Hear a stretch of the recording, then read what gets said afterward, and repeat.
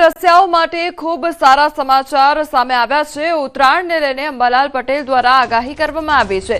14મી જાન્યુઆરીએ પવન દેવમોજ કરાવી દેશે, ત્યારે ઉત્તરાયણ પર પવનની ગતિ સારી રહેશે અને મકર સંક્રાંતિ પર પવનની ગતિ વધુ રહેશે તેવું કહેવામાં આવ્યું છે।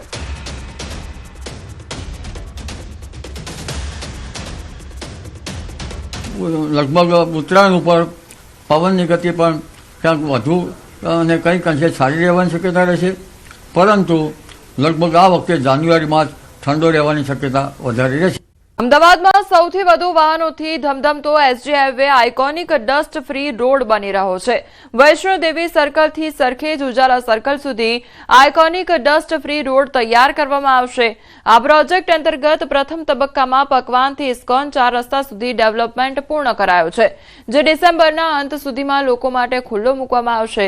તો આગામી કોમનવેલ્થ ગેમ્સ અને ઓલિમ્પિક્સ જેવી વૈશ્વિક સ્પર્ધાઓ ધ્યાનમાં રાખીને અમદાવાદ મહાનગરપાલિકા દ્વારા શહેરમાં અતિ આધુનિક ઇન્ફ્રાસ્ટ્રક્ચર ડેવલપમેન્ટ કરવામાં આવી રહ્યું છે। સ્ટેન્ડિંગ કમિટી ચેરમેનનો દાવો છે કે પ્રોજેક્ટ અંતર્ગત પ્રથમ તબક્કામાં પકવાનથી ઇસ્કોન 4 રસ્તા સુધી ડેવલપમેન્ટ પૂર્ણ કરાયું છે। આ આઇકોનિક ડસ્ટ ફ્રી રોડ ડિસેમ્બરના અંતમાં ખુલ્લો મુકાશે, તો આ રોડ વિદેશને પણ ઝાંખા પાડે તેવું હાઈવે ફીલ આપશે।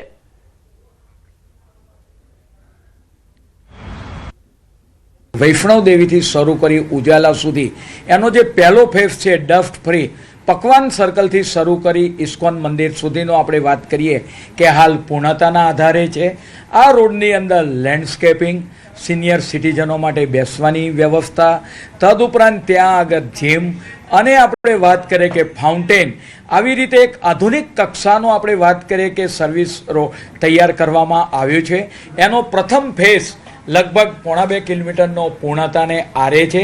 ડિસેમ્બર મહિનાના એન્ડની અંદર આ જે છે પકવાનથી ઇસ્કોન જંકશન સુધીના રોડનું એને ખુલ્લો મૂકવામાં આવશે।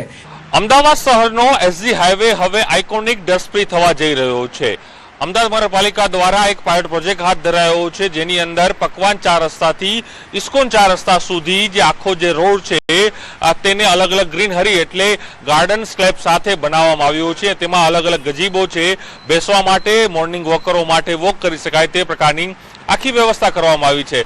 મહત્વપૂર્ણ એ છે કે જ્યારે અમદાવાદ શહેર કોમનવેલ્થ ગેમ્સ માટે યજમાન બની રહ્યું, ઓલિમ્પિક્સ માટે તૈયારીઓ કરી રહી છે, ત્યારે અમદાવાદનું ઇન્ફ્રાસ્ટ્રક્ચર આધુનિક કક્ષાથી વધુ જઈ રહ્યું છે, ત્યારે તેને વધુ સુઘડ કરવા માટે, વધુ સારું કરવા માટે અમદાવાદ મહાનગરપાલિકા દ્વારા એક આ પાયલોટ પ્રોજેક્ટ હાથ ધરાયો છે। કારણ કે નાયબ મુખ્યમંત્રી હર્ષ સંઘવીએ પણ કહ્યું હતું કે એસજી હાઈવે જે છે તેને ડસ્ટ ફ્રી કરાશે, ત્યારે ચોક્કસ એ માની શકાય કે જે વૈષ્ણોદેવી સર્કલથી લઈને સરખેજ ઉજાલા સુધીનો જે મેન એસજી હાઈવે છે, જે ટ્રાફિકથી ધમધમતો હોય છે, તેને ડસ્ટ ફ્રી કરવાની જાહેરાત કરાઈ છે। ત્યારે તેના પ્રથમ તબક્કાના પાયલોટ પ્રોજેક્ટ અંતર્ગત પકવાન 4 રસ્તાથી ઇસ્કોન 4 રસ્તા સુધીનો જે રોડ છે તેને ડસ્ટ ફ્રી હાલ કરવામાં આવી રહ્યો છે અને તેને ડિસેમ્બરના અંત સુધીમાં તેને ખુલ્લો પણ મૂકવામાં આવશે। અને સાથે જ કહી શકાય કે એક અલગ જ યુનિક આખો રોડ છે તે બનાવવામાં આવ્યો છે। ખાસ કરીને જે રોડ છે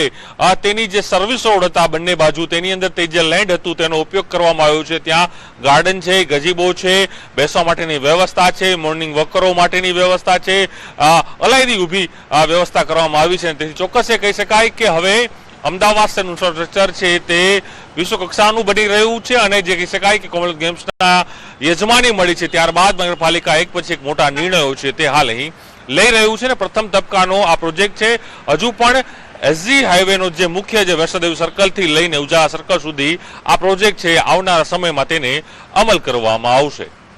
પ્રણવ પટેલનો અહેવાલ, ન્યૂઝ 18। જૂનાગઢમાં 9 મ્યુલ એકાઉન્ટ હોલ્ડર સામે કાર્યવાહી હાથ ધરવામાં આવી છે। 253 કરોડના સાયબર ફ્રોડનું કનેક્શન જૂનાગઢ સુધી પહોંચ્યું છે। ભારતભરમાંથી 360 ઓનલાઈન ફરિયાદો મળી આવી હતી।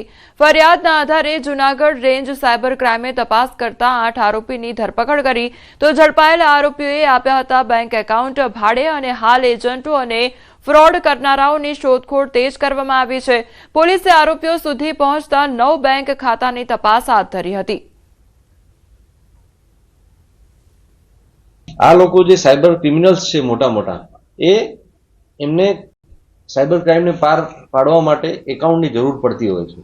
એટલે આ લોકો આ જે નીચેના એકાઉન્ટ હોલ્ડરો છે એને એના મળતિયાઓ એના એજન્ટો દ્વારા એનો સંપર્ક કરાવી એમને કમિશન બેઝ અથવા એનો આમાં જે સાયબર ક્રાઇમ થતું હોય છે એમાંથી ટકાવારીમાં એનો ભાગ આપી અને એ એકાઉન્ટો એમને જોડેથી મેળવી લે છે અને આ એકાઉન્ટ હોલ્ડરો નાની નાની લાલચમાં આવીને મોટા સાયબર ક્રાઇમને પાર પાડવામાં મદદરૂપ થાય છે. નકલી પોલીસે વેપારી સાથે 13 લાખનો તોડ કર્યાનો મામલો સામે આવ્યો છે. ગણતરીના દિવસોમાં જ કેમ પોલીસે નકલી પોલીસને ઝડપ્યા તો કેમ નજીક પામવિલા ફાર્મ હાઉસમાં કર્યો હતો તોડ. ઘટના એવી હતી કે એમ્બ્રોઇડરી ખાતું ચલાવતા વેપારી પોતાના મિત્ર અને એક મહિલા સાથે ફાર્મ હાઉસમાં ગયા હતા.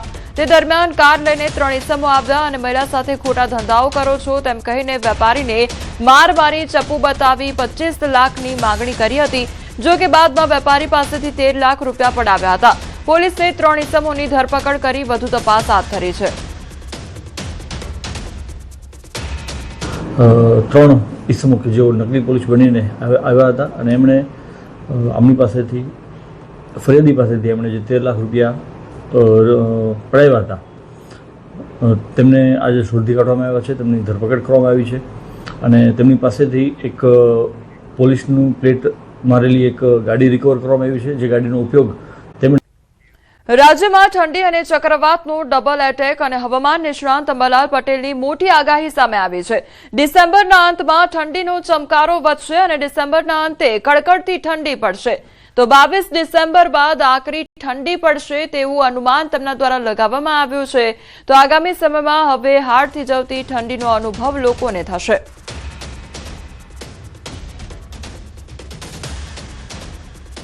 બદલાતી જોવા મળી રહી છે અને તેના કારણે જ ડિસેમ્બર ચાલી રહ્યો છે તેમ છતાં પણ અત્યારે મહત્તમ તાપમાન છે તે ઊંચું જોવા મળી રહ્યું છે. લઘુત્તમ તાપમાન પણ ઊંચું જોવા મળી રહ્યું છે અને સતત તાપમાનમાં વધઘટ થઈ રહી છે. ત્યારે આગામી દિવસોમાં વાતાવરણ કેવું રહેશે તે આપણે જાણીશું. આપણી સાથે છે હવામાન નિષ્ણાંત અંબાલાલ પટેલ.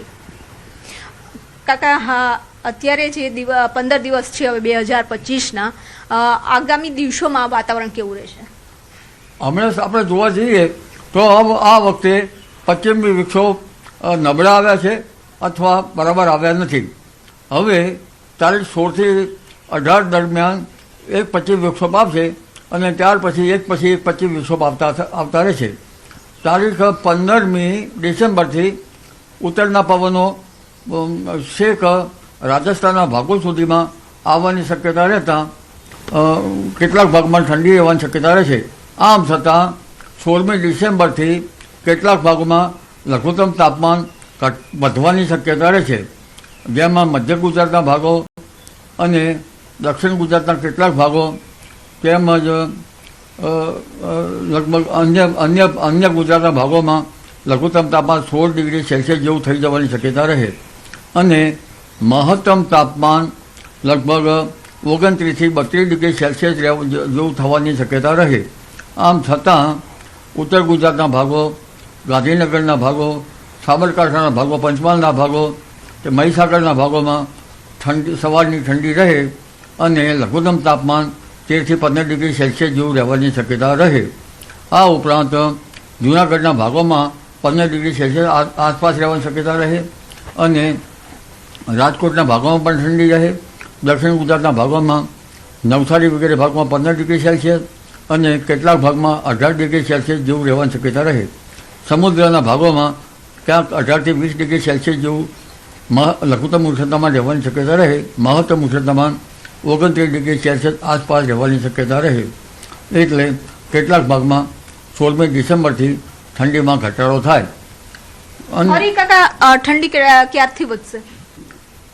ફરી ઠંડી વધતા પહેલાં જોઈએ આપણે કે લગભગ મધ્ય ગુજરાતના ભાગોમાં અને થોડીક ઠંડકમાં ઘટાડો થવા છતાં દેશના ઉત્તરીય પર્વતીય પ્રદેશોમાં એક હળવા મધ્યમ પ્રકારના પશ્ચિમ વિક્ષોભ તારીખ 18મી બાદ આવતા જ છે અને જેના કારણે તારીખ 18થી દેશના ઉત્તરીય પર્વતીય પ્રદેશોમાં હિમવર્ષા અને ક્યાંક બરફવર્ષા થવાની શક્યતા રહેશે. તારીખ 20 થી 21માં પણ બરફવર્ષા થવાની શક્યતા રહે